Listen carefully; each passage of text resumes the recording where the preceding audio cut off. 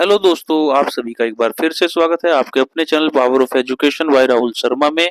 जहां हम एक दिन पहले Nifty, bank Nifty, fin Nifty और निफ्टी मिड कैप में एडवांस प्रिडिक्शन करते हुए नेक्स्ट डे मार्केट के मूव को प्रिडिक्ट करने की कोशिश करते हैं और चार्ट पे अपने लेवल्स को ड्रॉ करते हैं।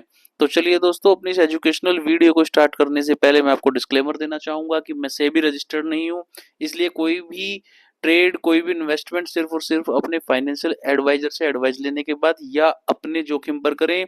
मेरी वीडियो, उसके कंटेंट या चैनल से रिलेटेड इंस्पायर होकर के या उनके कंटेंट को देख करके किसी भी तरीके का कोई भी इन्वेस्टमेंट या ट्रेडिंग ना करें। तो चलिए अब बात कर लेते हैं दोस्तों निफ्टी की। सबसे पहले तो निफ्टी की बात करने से पहले मैं आप लोगों को अपना लास्ट डे की जो हमारी वीडियो थी, लास्ट वीडियो में हमने किस तरीके से आ, क्या प्रिडिक्ट किया था और मार्केट ने किस तरीके से मूव किया, थोड़ा सा पहले उसके बारे में जल्दी से जान लेते हैं। देखिए, ये हमारा निफ्टी का था। निफ्टी में हमने ये 24,484 और 500 और 24,535 से 581 इस बीच में हमने सिर्फ सेल करने के लिए बात की थी, लेकिन मार्केट इस सारे सेल जोन को ब्रेक करते हुए, हमारे स्टॉप लॉस को ब्रेक करते हुए ऊपर निकल गया। ऊपर के लेवल्स हमने प्रिडिक्ट नहीं किए थे। वेरी फ्रैंक, निफ्टी में इतने अच्छे मूव की बिल्कुल भी कहीं से कहीं तक मुझे खुद भी उम्मीद नहीं थी, तो इसलिए मैंने ऊपर के लेवल्स भी प्रिडिक्ट नहीं किए थे। और इसमें हमारा कह सकते हैं कि एक तरीके से हमारा स्टॉप लॉस हिट हुआ है निफ्टी में। फिर बात कर लेते हैं निफ्टी मिड कैप की। तो निफ्टी मिड कैप में भी सेम एज इट इज था। ये दो सेल जोन थे, उसमें दिया हुआ था कि अगर इस सेल जोन के ऊपर मार्केट 15 मिनट की कैंडल क्लोजिंग देगा तो हम क्या करेंगे, सिर्फ और सिर्फ बाय करेंगे। लेवल्स ऊपर ओपन थे, मार्केट ने पहली 15 मिनट की कैंडल नहीं, इसके ऊपर क्लोजिंग दे दिया यहाँ पे, ठीक है।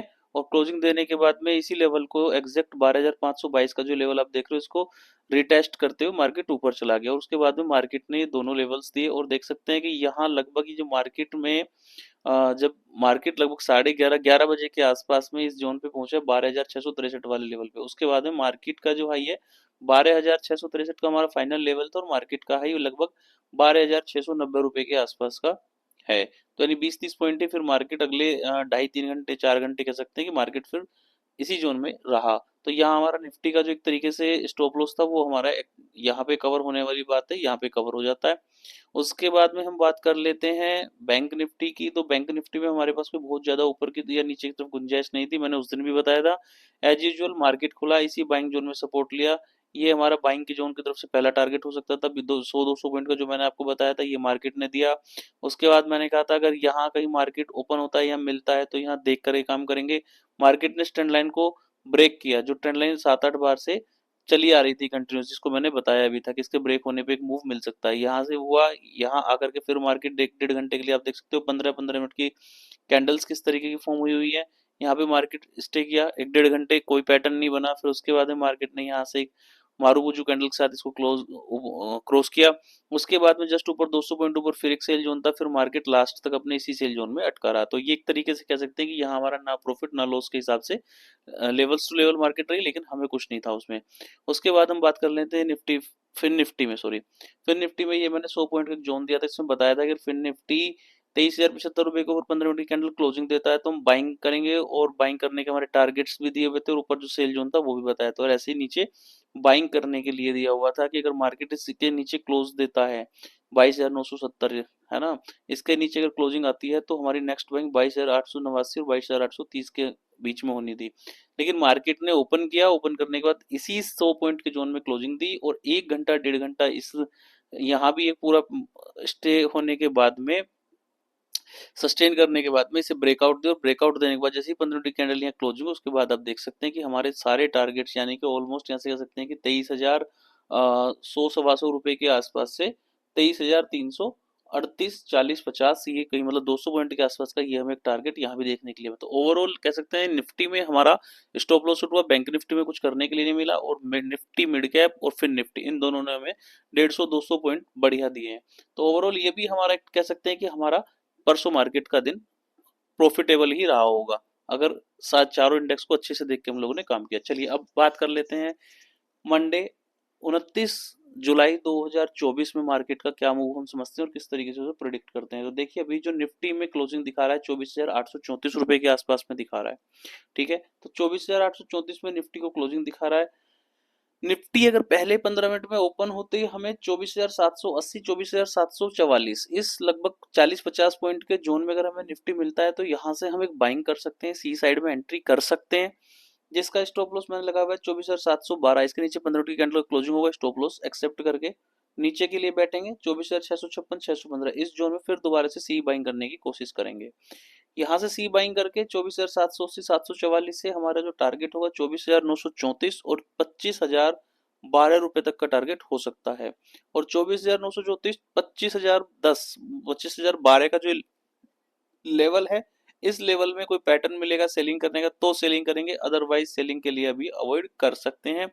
लेकिन पैटर्न मिलता है, कुछ चीज समझ में आती है, यहाँ से कोई पैनिक दिखता है तो फिर हम दोबारा से सेल साइड में यानी पुट साइड में एंट्री कर सकते हैं, जिसका इमीडिएट स्टॉप लॉस जो होगा वो 25,012 रुपए के ऊपर ही 15 मिनट की कैंडल क्लोजिंग का हम रखेंगे। और अगर मार्केट में फिर दोबारा से जैसी एक अच्छी बाइंग देखने के लिए मिली है, अगर इस तरीके की बाइंग आगे भी दिखती है, मार्केट गैप अप ओपन होती है, सीधा यहाँ ओपन होती है, वेट एंड वॉच नीचे की तरफ फिसलती है, पैटर्न दिखाती है, क्योंकि देखिए लगातार जो ये इस तरीके से पैटर्न बना है मार्केट में, कहीं भी कोई सेलिंग दिखाई नहीं दे रही, सिर्फ और सिर्फ बाइंग और बाइंग और बाइंग आ रही नीचे वाले लेवल से। तो ये कहीं ना कहीं क्या है कि एक स्ट्रॉन्ग बाइंग तो है, लेकिन साथ ही साथ दूसरा भी है कि कहीं ना कहीं तो प्रॉफिट बुकिंग आ सकती है। तो इन लेवल्स पे यहाँ प्रॉफिट बुकिंग भी आ सकती है। तो ओपनिंग बेल में अगर यहाँ डायरेक्ट मिलता है तो थोड़ी क्वांटिटी में आप इमीडिएटली सेल करने की कोशिश कर सकते हो, जिसका स्टॉप लॉस आपको 25,012 रुपए के ऊपर 15 मिनट की कैंडल का क्लोजिंग ही रखना पड़ेगा। अगर 25,012 के ऊपर 15 की कैंडल क्लोजिंग देता है तो आप एसएल एक्सेप्ट कीजिए और निकल जाइए पुट साइड से, अदरवाइज यहाँ से पुट साइड में बैठ सकते हैं और 24,780 744 लेवल यहाँ तक के लिए पुट होल्ड की जा सकती है। अगर 25,012 के ऊपर मार्केट निकलता है तो हमारा नेक्स्ट मूव 25,268 रुपए के तक रुपए तक का प्रिडिक्ट है। हम यहाँ 25,268 तक का लेवल देख सकते हैं, इंट्राडे में आ सकता है ये लेवल्स, ठीक है। तो ये हमारा निफ्टी का मूव हो गया। हम बात कर लेते हैं बैंक निफ्टी की। तो बैंक निफ्टी में देखिए ये जो मैंने येलो लाइन लगाई हुई है 51,356 रुपए पे, मार्केट बंद हुआ 51,295 रुपए पे।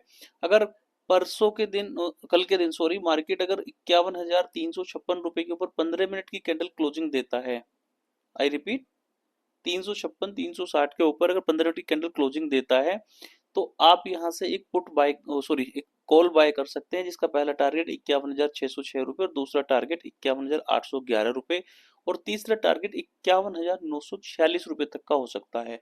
और 51,946 से 52,100 रुपए, इस 150 पॉइंट के लगभग में हमें पैटर्न ढूंढना है सिर्फ पुट साइड का।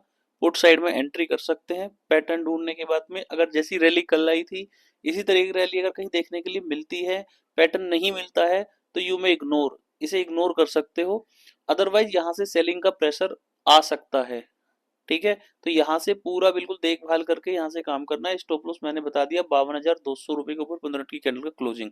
अगर मार्केट में कोई बाढ़ आ गई ऊपर की तरफ के लिए और 52,200 रुपए के ऊपर भी क्लोजिंग दे गया तो ऊपर की तरफ फिर 52,434 52,550 तक के लेवल ओपन हो जाएंगे। 52,550 से 671 फिर इस जोन में पुट साइड में एंट्री करने की कोशिश करेंगे, जिसका स्टॉप लॉस 52,780 होगा, ठीक है।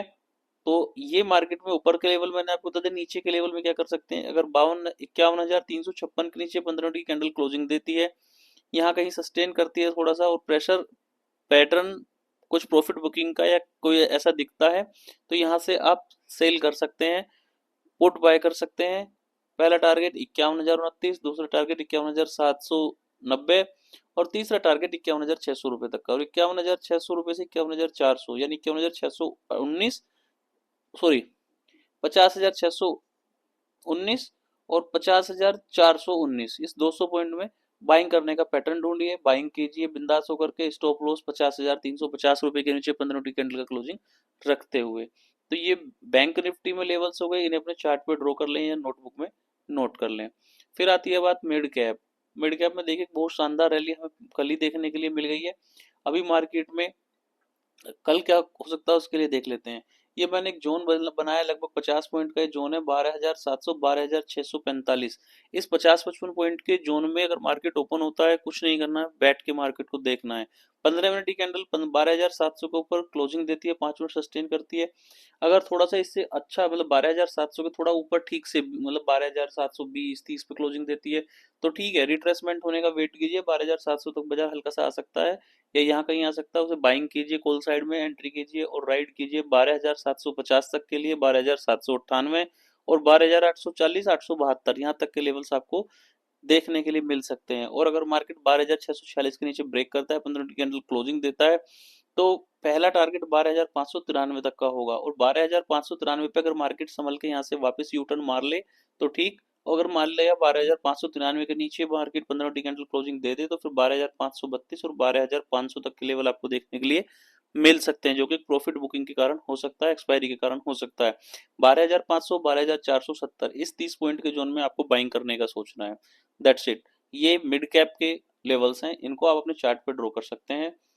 ठीक है, उसके बाद में हम बात कर लेते हैं फिन निफ्टी की। तो फिन निफ्टी में भी गजब की मूव अपसाइड में हमें देखने के लिए मिला। अब हम कल के दिन क्या करेंगे? कल के दिन हमारा क्या है, अभी मार्केट 23,316 रुपए पे क्लोजिंग दिखा रहा है। तो ये हमारा एक सेल जोन था 23,353 रुपए, 23,321 रुपए और मार्केट लास्ट के लगभग ये देख लो कि 3 और 3 6 और 2 लगभग 8। ठीक है, 8 का मतलब हो गया 15 × 8 = 120, 60 दूनी 20 यानी कि 60 दूनी 120 मतलब 2 घंटे। 2 घंटे मार्केट इसी जोन में फंस गया आकर के, सेल जोन में, एग्जैक्ट इसी जोन में मार्केट आके फंसा, यानी कि यहाँ की सारी तेजी जो थी वो यहाँ के कहीं ना कहीं पस्त होती दिखाई देती है, हारती हुई दिखाई देती है। तो ये एक सेल जोन अभी काम कर सकता है, इसलिए मैंने इसको नेग्लेक्ट नहीं किया। अगर मार्केट ओपनिंग होकर के 23,353, 23,321 वाला जो ये हमारा जोन है, अगर इसमें मार्केट मिलती है तो आप यहाँ से बेशक पहली 15 मिनट में कोई काम ना करें, आप मार्केट को देखें। अगर आपको लगे कि हाँ मार्केट यहाँ से नीचे की तरफ जाने का पैटर्न बना रहा है, नीचे क्लोजिंग दे रहा है, ठीक है, तब आप पुट साइड में एंट्री करें। अदरवाइज तब इसको छोड़ सकते हैं। ठीक है, मतलब पहली 15 मिनट में इसमें काम करने का कोई बहुत ज्यादा नहीं है कि इसमें पहली 15 मिनट में काम कर लेंगे। और ये लो, मैं छोटा सा स्टॉप लॉस और कम कर देता हूँ। स्टॉप लॉस सिर्फ 20 पॉइंट का रह जाएगा, यानी कि 353 रुपए के ऊपर 372, 20 पॉइंट लगभग 23,372 रुपए के ऊपर 15 मिनट की कैंडल का क्लोजिंग हो तो आप उसमें से एग्जिट कर लें। ठीक है, पुट साइड से एग्जिट कर लें। और ऊपर के लिए फिर टारगेट्स आपको 23,481, 23,573 और 23,665 रुपए तक के लेवल्स भी देखने के लिए मिल सकते हैं।